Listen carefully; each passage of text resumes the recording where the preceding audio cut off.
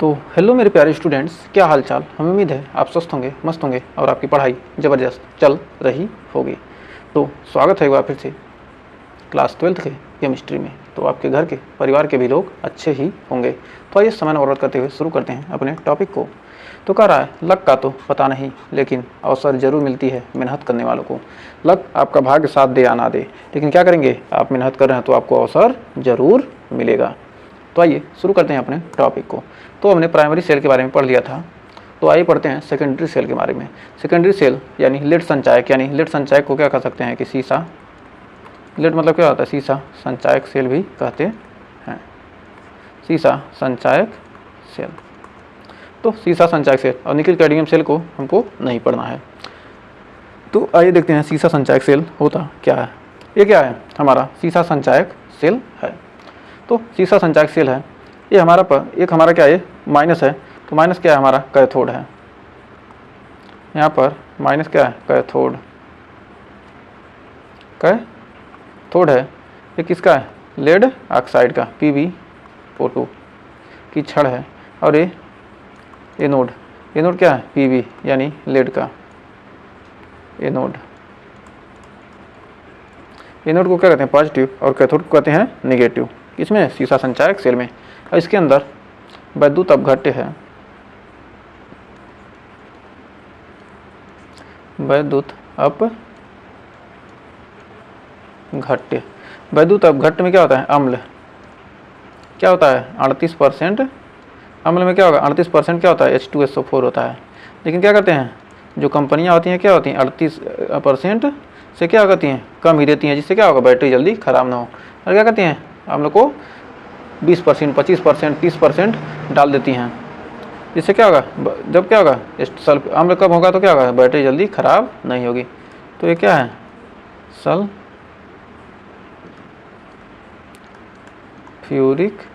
अम्ल। H2SO4 क्या है, सल्फ्यूरिक अम्ल। इसमें क्या होता है, जो वैद्युत अपघट्य क्या होता है, H2SO4 होता है। जब बैटरी रासायनिक अभिक्रिया देखते हैं, जब बैटरी क्या कर रही होती है, कार्य कर रही होती है, मतलब क्या होगी, डिस्चार्ज हो रही है।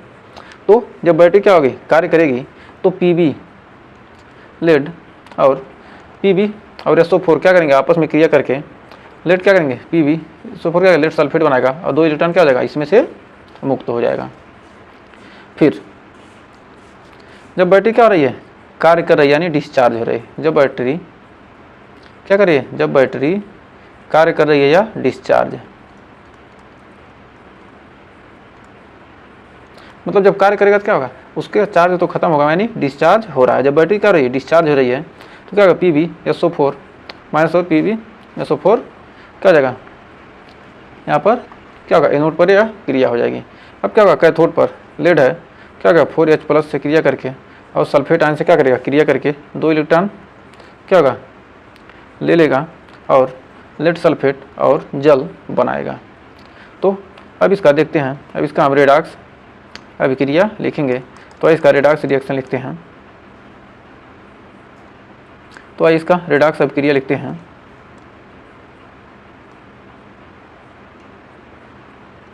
इसका रेडॉक्स जब रिएक्शन लिखेंगे तो हो जाएगा Pb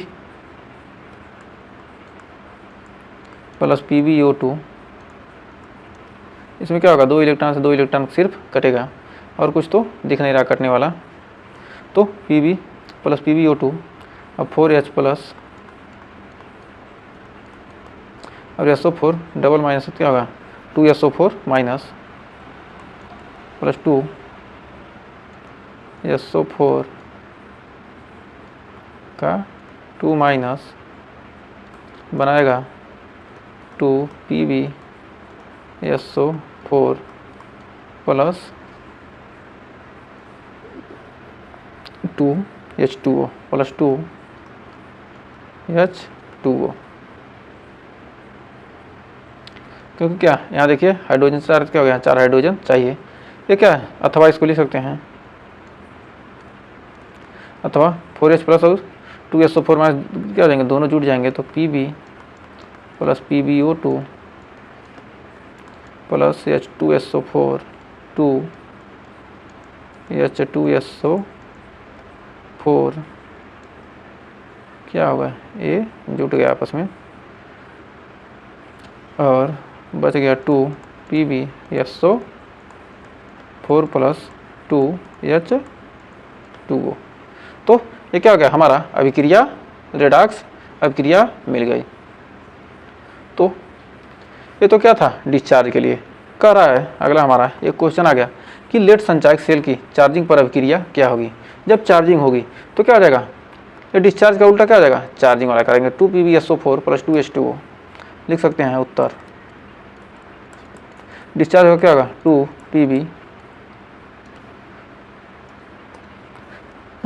2PbSO4 + 2H2O और क्या है, Pb है पहले, उसके बाद PbO2 है लेड, और लेड ऑक्साइड, और प्लस 2H2SO4 क्या है, दोनों बैटरी क्या है, एनोड कैथोड, प्लस सल्फ्यूरिक अम्ल से क्रिया करके क्या करेंगे, लेड सल्फेट और जल बनाएंगे, PbSO4।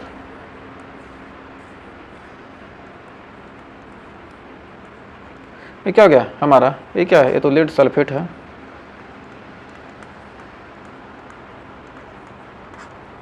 तो उम्मीद है यहाँ आपको कोई डाउट नहीं होगा। तो आइए आगे बढ़ते हैं। तो ये क्या है, हमारा निकिल कैडमियम सेल है। तो निकिल कैडमियम सेल में ये क्या है, ये कैडमियम है और ये nickel hydrogen trioxide, nickel hydroxide है, और ये कैडमियम ऑक्साइड है और निकिल हाइड्रोक्साइड है। तो इसको लिखेंगे, इसको लिख सकते हैं क्या, एक है कैडमियम, इसको लिख सकते हैं निकिल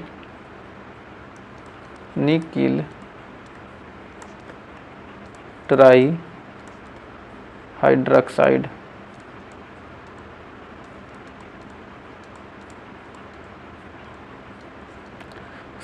और ये कैडमियम ऑक्साइड है, ये कैडमियम ऑक्साइड, ये nickel hydroxide, nickel dihydroxide, nickel die hydroxide,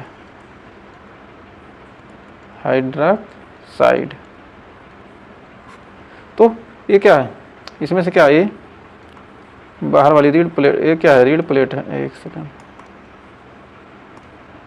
ये क्या है, ये रीड प्लेट है, और ये जो अंदर वाली परत है ये क्या है, पॉजिटिव प्लेट है, और ये जो क्या कर रही है, जो रेड वाली है क्या कर रही है, इस परत को अलग करने वाली क्या है, अलग करने वाली परत है, अलग करने वाली परत।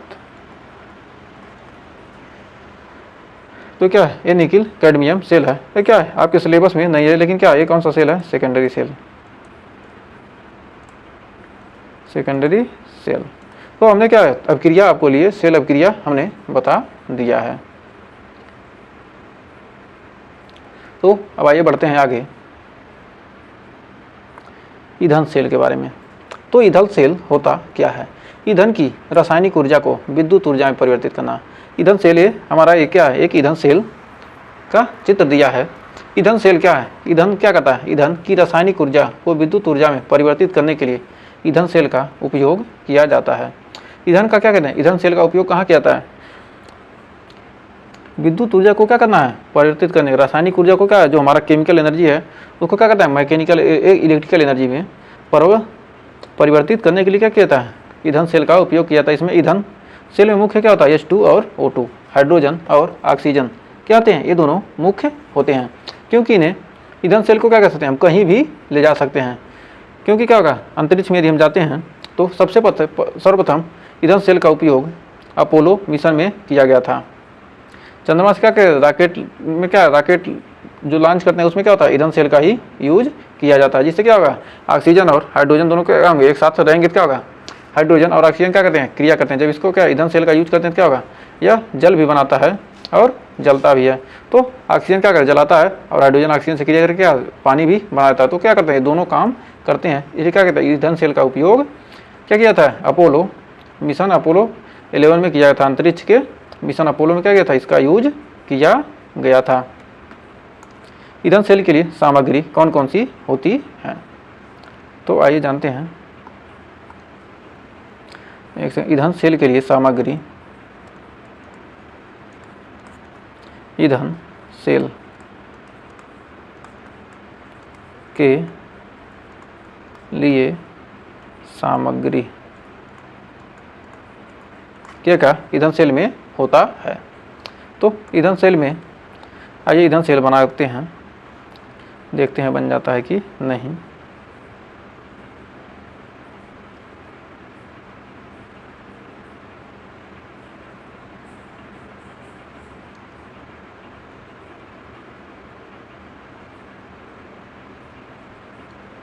तो ईंधन सेल आइए बनाते हैं।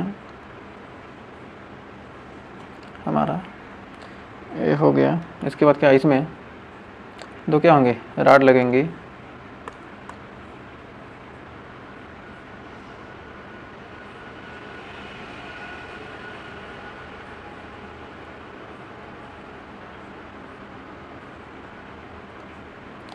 इसमें दो छड़ लग गए।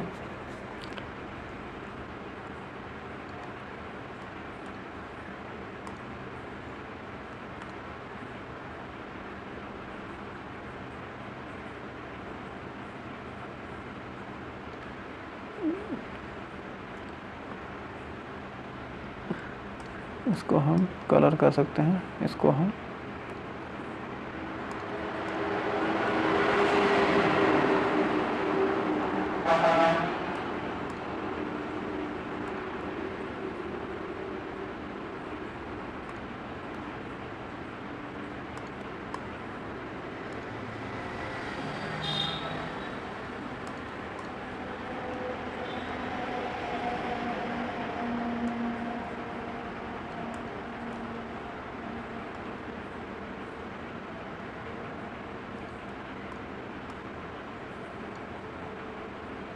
तो इसका कलर हो जाएगा।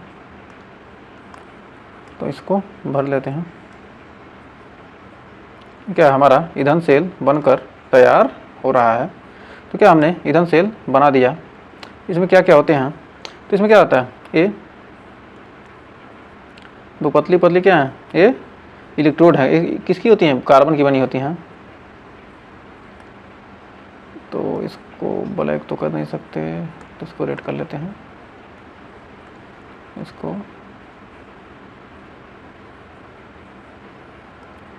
इस छड़ का कलर हम कुछ अलग तरीके का ही बना लेते हैं। ये क्या है, ये हमारी क्या इलेक्ट्रोड है। यहाँ से क्या होता है, हमारा एक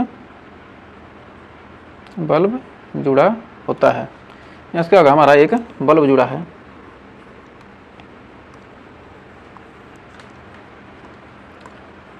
और क्या, ये हमारी कार्बन की छड़ है। ये क्या है, कार्बन की छड़, कार्बन की छड़। इसमें क्या होगा, इसमें ईंधन भरा हुआ है। इसमें क्या, इसमें बीच में क्या होता है, बीच में KOH का जलीय विलयन भरते हैं। KO, इन दोनों प्लेटों के बीच क्या होगा, KOH का जलीय विलयन होता है। KOH का जलीय विलयन। और यहाँ से क्या करती हैं, यहाँ से हाइड्रोजन गैस देते हैं, H2 गैस।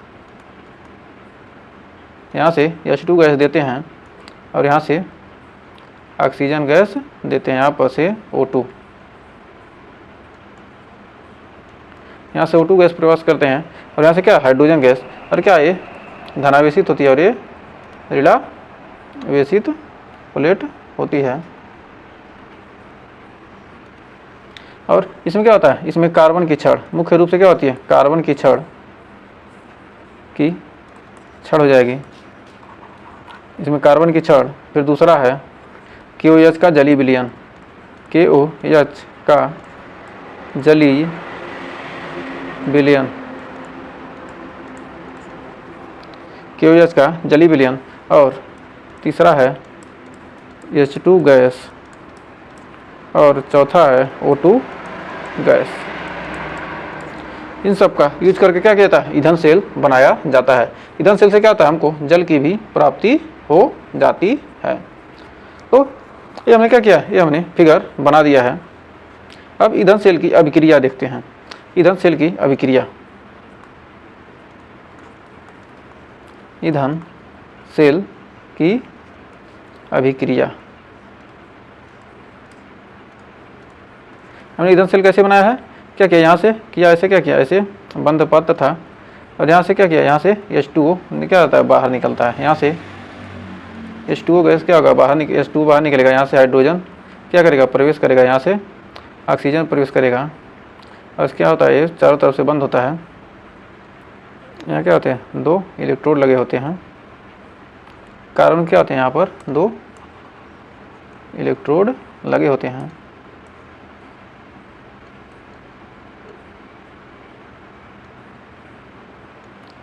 क्या होते हैं, यहाँ पर 2 इलेक्ट्रोड लगे हैं। यही है ना, यही हमने बनाया है ना।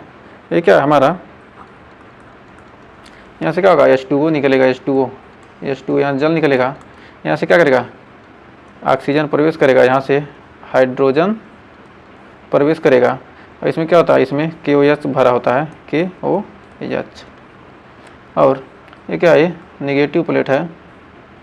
और क्या होता है, यहाँ से ये क्या होते हैं, ये बल्ब से जुड़े होते हैं। मतलब है जिसमें ऊर्जा प्राप्त लेनी होती है जिस चीज़ के लिए। और क्या है, यह प्लस है, कैथोड है। तो अब ईंधन सेल की अभिक्रिया, ईंधन सेल की अभिक्रिया का सूत्र आइए देखते हैं।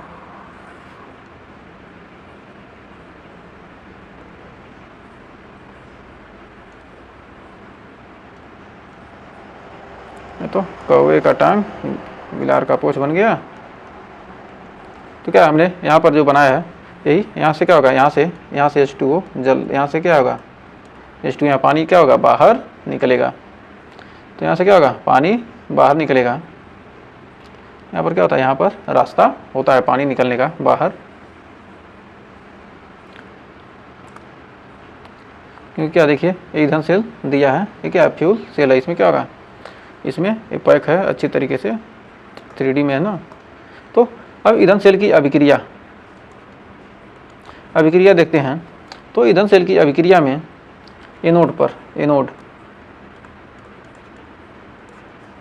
एनोड तो अब ये चित्र आपका अब अच्छे से बन चुका है। इस चित्र को आप एग्जाम में चाहें तो बना सकते हैं। एग्जाम में ईंधन सेल पूछेगा, क्या करेगा, इस चित्र को आप बनाइएगा। ये चित्र थोड़ा ज़्यादा अच्छा नहीं बना था, तो क्या इस चित्र को आप अब इस तरह से बना सकते हैं ईंधन सेल को। तो इसमें क्या है, KOH जलीय विलयन है। अब क्या ईंधन सेल की अभिक्रिया एनोड पर देखते हैं। तो एनोड पर क्या होगा, 2H2 + 4OH माइनस क्रिया करेगा तो बनाएगा क्या, 4H2O + 4 इलेक्ट्रॉन क्या हो जाएगा, बाहर निकल जाएगा। 4 इलेक्ट्रॉन बाहर निकलेगा। फिर यहाँ पर फिर अभिक्रिया होगी कैथोड पर, अभिक्रिया होगी O2 ऑक्सीजन। मतलब क्या हो रहा है, एनोड पर क्या हो रहा है, H2 गैस प्रवेश कर रहा था, तो क्या होगा, H2 के साथ क्रिया होगा। और कैथोड पर क्या हो रहा है, ऑक्सीजन गैस प्रवेश, क्या ऑक्सीजन से क्रिया करेगी। ऑक्सीजन से 2H2O + 4 इलेक्ट्रॉन क्या होगा, जुटेगा और 4OH माइनस बनाएगा। तो कैथोड पर क्या हो जाएगा, OH माइनस बनेगा और एनोड पर क्या होगा, जल बनेगा। तो यहाँ पर इसका रेडॉक्स रिएक्शन लिखेंगे, तो रेडॉक्स। तो हमारा यहाँ पर देखिए, यहाँ पर आपका OH से OH कट गया और यहाँ पर 2H2O से 2H2O कट गया, 4 इलेक्ट्रॉन से 4 इलेक्ट्रॉन कट गया, आ गया 2H2 + O2 क्या बना रहे हैं, जल बना ले रहे हैं। तो रेडॉक्स अभिक्रिया में क्या होता है, जल बन रहा है। तो हमें उम्मीद है यहाँ तक आपको कोई डाउट नहीं होगा। तो आइए जानते हैं इसका अनुप्रयोग। तो ईंधन सेल के अनुप्रयोग आइए देखते हैं। तो ईंधन सेल का इसकी दक्षता कितनी होती है? 70% तक होती है। जो ईंधन सेल की दक्षता होती है, पावर होता है, क्या होता है? 70% तक होती है। और यह जल उत्पादित करता है, क्योंकि क्या करता है? यह पानी भी उत्पन्न करता है। यह बहुत हल्का होता है। जो ईंधन सेल है क्या है? बहुत हल्का होगा, क्योंकि क्या है? दोनों क्या है? गैस गैस क्या होती है? ऑक्सीजन और हाइड्रोजन क्या होती है? हल्की गैस हैं। यह प्रदूषण नहीं फैलाता है, क्योंकि क्या होगा? इसमें कोई चीज़ जल नहीं रहा, क्या होगा? यह प्रदूषण नहीं फैलाता है। फिर हमारा है अगला संक्षारण, मतलब कुरोजन। संक्षारण का मतलब क्या होगा? क्षरण होना, मतलब किसी धातु का क्या होना? बाहरी कारकों के द्वारा क्या होना? धीरे धीरे समाप्त हो जाना। कोई धातु है क्या हो रहा है? धीरे धीरे क्या हो जा रहा है? समाप्त हो जा रहा है। तो कह सकते हैं कि किसी धातु का बाहरी कारकों द्वारा समाप्त, कारकों द्वारा क्या होना? धीरे धीरे समाप्त हो जाना। कारकों द्वारा धीरे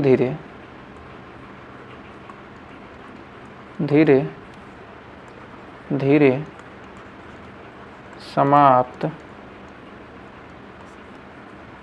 हो जाना संक्षारण या जंग कहलाता है। संक्षारण कहलाता है।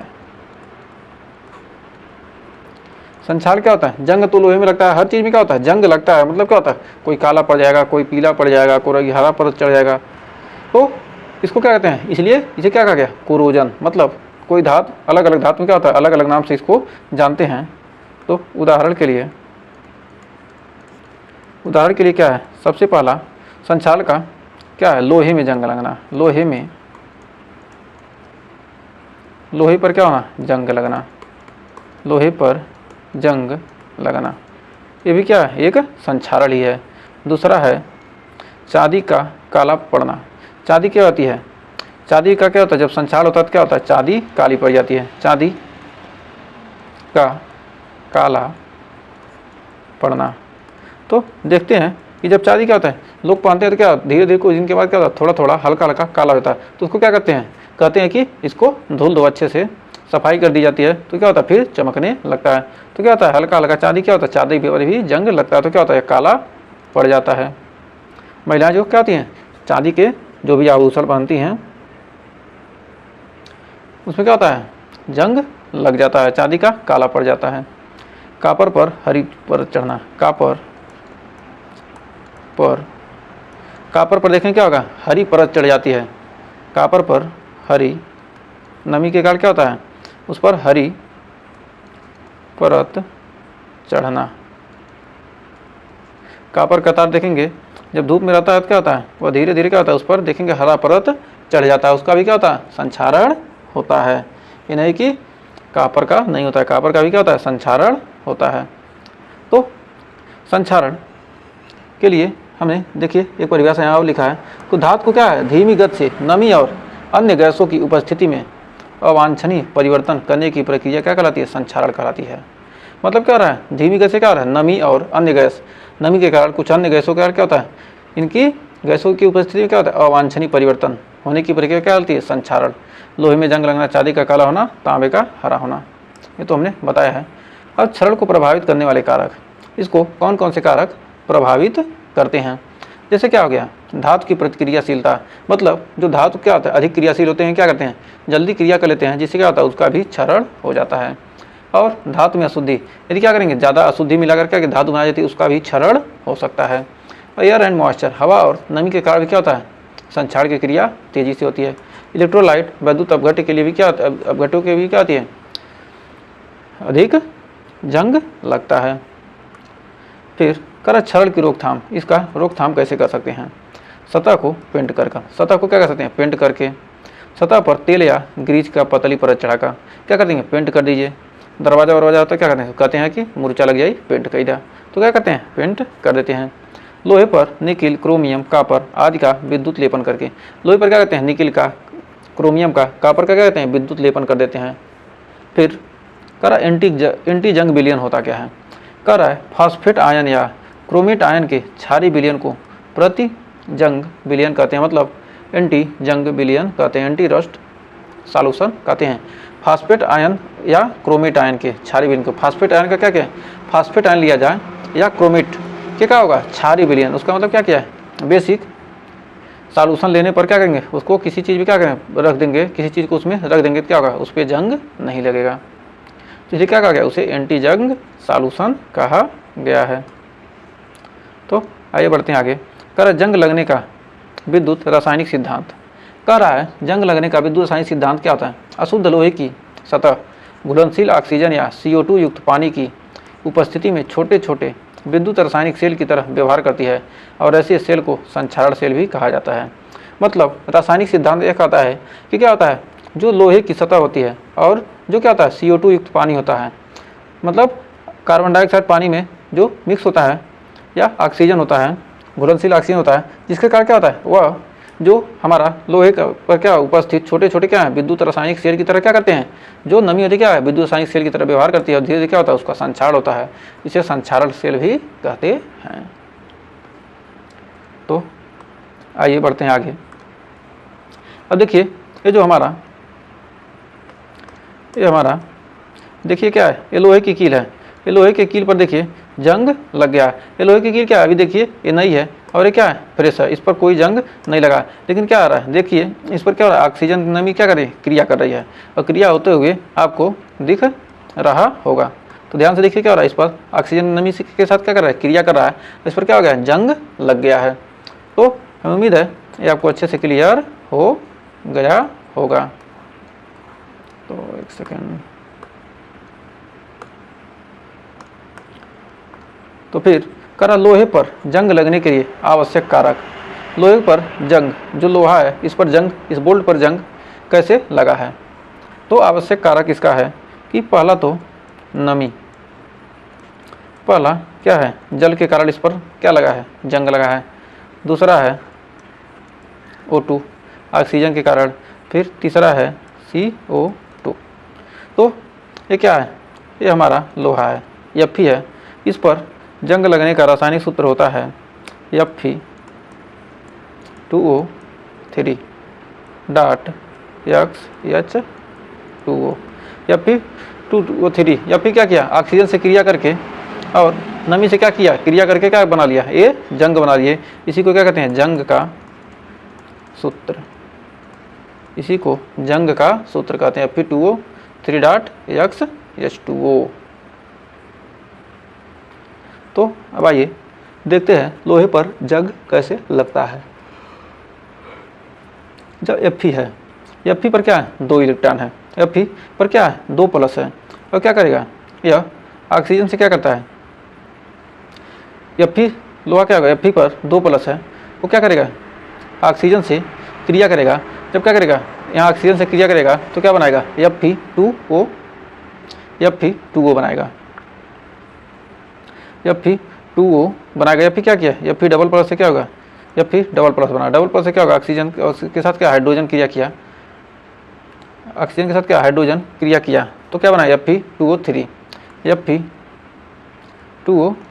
ऑक्सीजन के साथ क्या किया क्रिया करके Fe2O3 बना लिया। जैसे क्या है मान लीजिए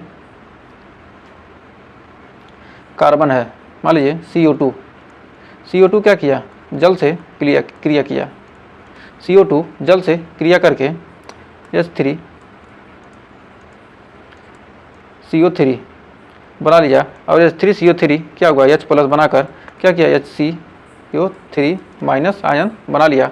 इस पर क्या होता है हमारा जंग की क्रिया लगती है, तो क्या होगा यहाँ पर हाफ ऑक्सीजन है और प्लस 2H प्लस और H2O, मतलब आधा ऑक्सीजन और हाइड्रोजन मिलकर क्या बना लिए जल बना लिए। और जल क्या किया Fe से क्रिया किया और ऑक्सीजन से वातावरण से क्या हुआ नमी ले लिया, ऑक्सीजन लेकर क्या किया Fe2O3 और XH2O यानी जंग बना लिया। मतलब जंग का सूत्र यहाँ पर क्या हो गया तन बन गया Fe2O3 डॉट XH2O।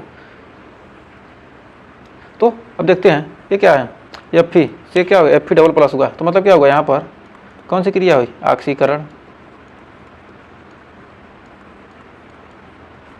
ऑक्सीकरण की क्रिया हुई और यहाँ पर हाफ ऑक्सीजन और हाइड्रोजन से क्रिया करके बना उदासीन हो गए, तो क्या हो गया यहाँ पर हो गया अपचयन। तो क्या हो गया, यहाँ पर अपचयन हो गया। और यहाँ पर ये जो क्या हो गया, ये तो जंग का सूत्र, ये तो क्या हो गया, यही रेडॉक्स आपका अभिक्रिया हो जाएगी, यानी Fe डबल प्लस ऑक्सीजन से क्रिया करके और जल से, या फिर डबल प्लस क्या किया, ऑक्सीजन से क्रिया किया और जल से, यानी O2 से क्या हुआ, क्रिया किया और क्या बना लिया, यहाँ पर जंग बना लिया। तो ये क्या हो गया, हमारा जंग का सूत्र हो गया। तो हमें उम्मीद है यहाँ तक आपको कोई डाउट नहीं होगा और अच्छे से क्लियर हो गया होगा। तो अगर यहाँ तक अच्छे से क्लियर हो गया होगा तो इसका आंसर आप जंग का रासायनिक सूत्र है, इसमें से कौन सा होगा अभी आपने पढ़ा है, तो इसका आंसर आप कमेंट बॉक्स में ज़रूर दीजिएगा। और एक हमारा और आपका होमवर्क है, निम्न में से कौन सा अम्ल लेड संचायक सीसा संचायक सेल में प्रयोग होता है। 10% HCl, 38% H2SO4, 62% HNO3 और 90% हाइड्रोजन फ्लोराइड। तो इनमें से कौन सा यूज होता है। तो हमारा चैप्टर तो आज यहाँ पर समाप्त होता है, लेकिन इसके हम कुछ न्यूमेरिकल जो बोर्ड एग्जाम में बहुत ही ज़्यादा पूछे गए हैं, UP board, Bihar board, Rajasthan board, इन बोर्ड में ज़्यादा बार पूछे जाने वाले इस चैप्टर से बहुत ही इंपॉर्टेंट न्यूमेरिकल लेकर मिलेंगे नेक्स्ट वीडियो में, और हमारा चैप्टर हो जाएगा समाप्त। उसके बाद हम 1 शॉट लेकर वीडियो आएंगे जब हमारा तीसरा चैप्टर इसके बाद शुरू होगा, विद्युत धारा। जब हमारा तीसरा चैप्टर इसके बाद क्या होगा, विद्युत धारा का है, तो विद्युत धारा तो फिजिक्स में। इसके बाद तीसरा रासायनिक बलगतिकी शुरू होगा। तो रासायनिक बलगतिकी शुरू होगा तो उसमें हम उस चैप्टर को शुरू करने के बाद कुछ दिन के बाद हम क्या करेंगे, इसका फर्स्ट चैप्टर का हम 1 शॉट लाएंगे। फर्स्ट चैप्टर यानी बिलियन का 1 शॉट करेंगे। 1-2 घंटे में आपको क्या करेंगे, पूरा निपटा देंगे बिलियन चैप्टर। फिर ये दूसरा चैप्टर क्या है, विद्युत रसायन, इसका भी क्या करेंगे 1 शॉट 2-2.5 घंटे में क्या करेंगे, इसको भी निपटाने की कोशिश करेंगे। तो हमने इस चैप्टर को बहुत ही शानदार तरीके से आपको ये हर टॉपिक को कवर करते हुए अच्छे तरीके से समाप्त किया है। तो उम्मीद है ये चैप्टर आपको अच्छे से क्लियर हुआ होगा। अगर अच्छे से क्लियर हुआ, वीडियो पसंद आए तो वीडियो को लाइक शेयर कीजिएगा, और मिलेंगे नेक्स्ट वीडियो में नए इस चैप्टर के इंपॉर्टेंट क्वेश्चन के साथ। तब तक के लिए इजाज़त दीजिए, मिलते हैं नेक्स्ट वीडियो में।